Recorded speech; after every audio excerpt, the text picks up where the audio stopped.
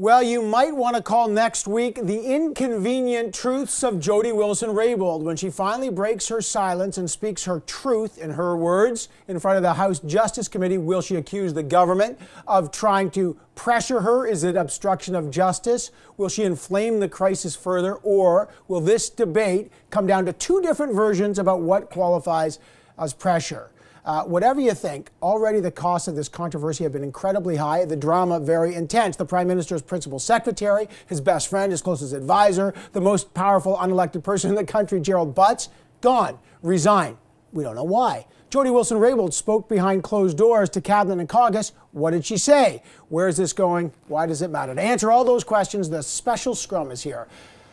Tonda McCharles is the senior reporter for the Toronto Star. She's beside Joyce Napier, CTV's Ottawa bureau chief. Craig Oliver is CTV's chief political commentator with a patented wave. Bob Fife, the bureau chief for the Globe and Mail, is here. And our special guest is the former NDP leader, now CTV political commentator. And I like it. He's a troublemaker now, which is he always has been, Tom Mulcair, which is great. Well, that was not much of a week, everybody. I'm glad you're here. There's nothing to discuss. Bob Fife, let me start with you. Not only did the Globe break the story, but at committee, the Michael Wernick, the most powerful bureaucrat in the country, said it was unsubstantiated, your story, and he called it even defamatory. What's the response to that? You know, this is the governments keep saying there's false, false, false. Well, you know, in politics, the best defense is often a strong offense, and particularly going after and shooting the messenger. But in his testimony, he actually confirmed what we reported. We reported that Wilson-Raybould was subjected to pressure to cut a deal so that SNC-Lavalin would not be prosecuted and would pay a fine. We did not say that the Prime Minister directed her to do so. Nobody said that. In fact, nobody did do that. But he did confirm not only that they pressured her over a number of meetings, which none of us even knew about, but he said, yes, it was pressure, but it wasn't inappropriate pressure. Right. Well, that's the key. Tom Mulcair, so you're a lawyer, you're the former leader. The government line seems to be this. Yeah, welcome. This is the sausage factory. This is how it's made. We did pressure. It just wasn't a problem. What do you make of that? They're making that rule up. And Bob Fife is exactly right. He's not denying they put pressure on her. And he says, well, I was just giving her context. Yeah, sure. Do you know how many jobs are involved? Do you know how many people will lose their pension?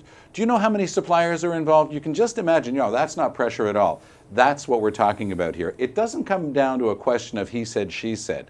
I think that Mr. Wernick didn't help Mr. Trudeau at all yesterday. He didn't help with his overblown rhetoric about assassinations. This overblown rhetoric, that would be appropriate in a high school valedictorian speech has no place at the highest level of Parliament. What we did get from him at least, which we never got from any of the politicians, was a degree of luminancy, a degree of transparency, which we have never had up until now. He admitted that the company laid on a blitzkrieg, as what he called a historically unprecedented lobbying effort on everybody in Parliament Hill they could get to, all the way up to the top. And if that isn't pressure, you have to ask yourself, what is pressure? There was huge pressure, not only from Lavalin, it was from the political class in Quebec City. But I think we should celebrate for 4 or 5 seconds the fact that our system worked.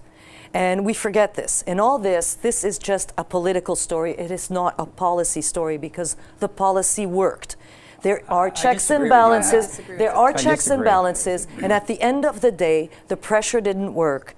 It did not work. Let me bring in Tonda. Go ahead, Tonda. Go ahead. And that's the argument that Mr. Wernick and Mr. Trudeau have been making, that the system worked, the checks and balances work. But in fact, what didn't work here was any transparency on that whole pressure campaign that the PMO, senior officials, Mr. Trudeau, were putting on Ms. Wilson-Raybould. And but for the shuffle and her clear upset and resentment against being shuffled out of her job, and the breaking of the story by the Globe. So is this a story of revenge? Well, we don't know that yet. We don't know that. But it's starting to look like perhaps, right?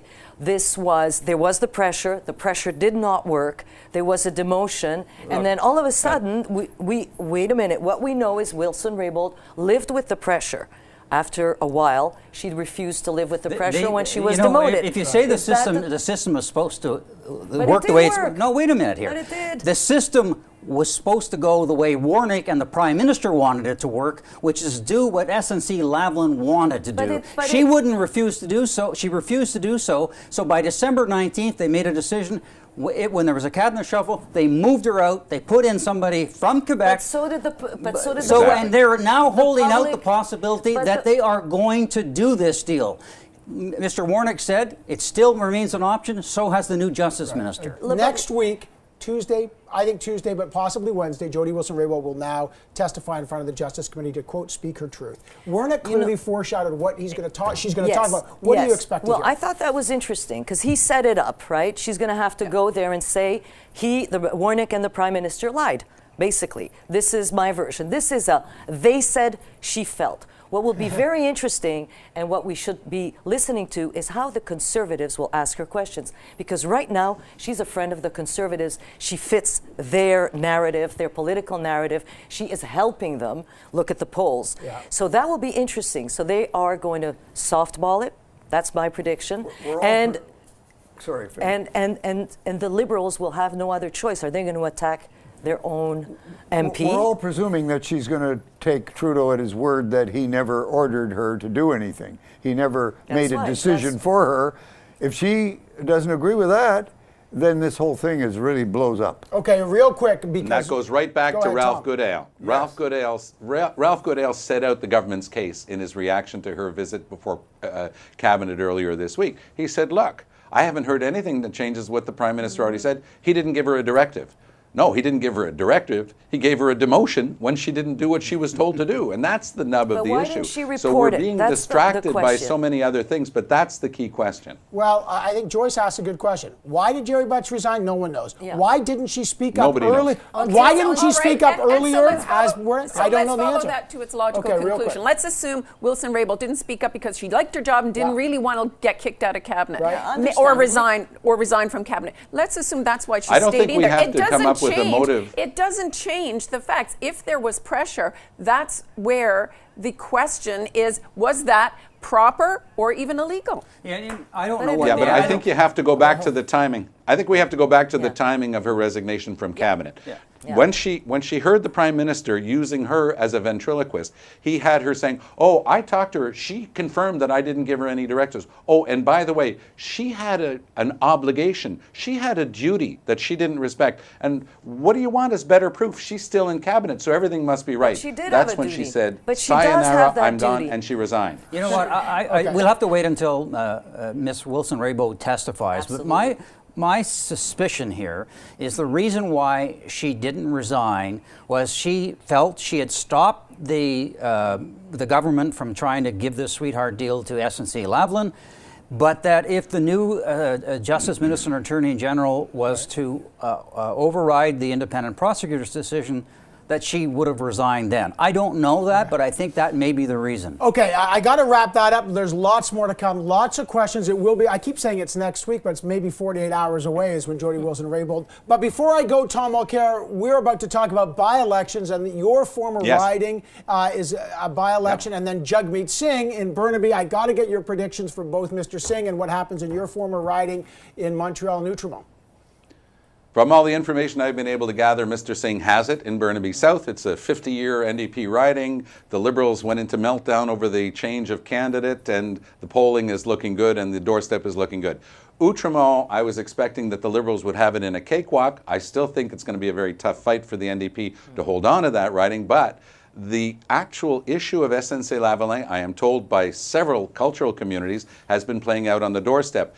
It's not that people will necessarily change their vote from Liberal to NDP, for example, but they might stay home, which in the case of a by-election has essentially the same result. So I'm expecting it to be closer than it would have been. I don't know if the NDP's had enough time to make up the fact that it was already quite a bit behind the Liberals.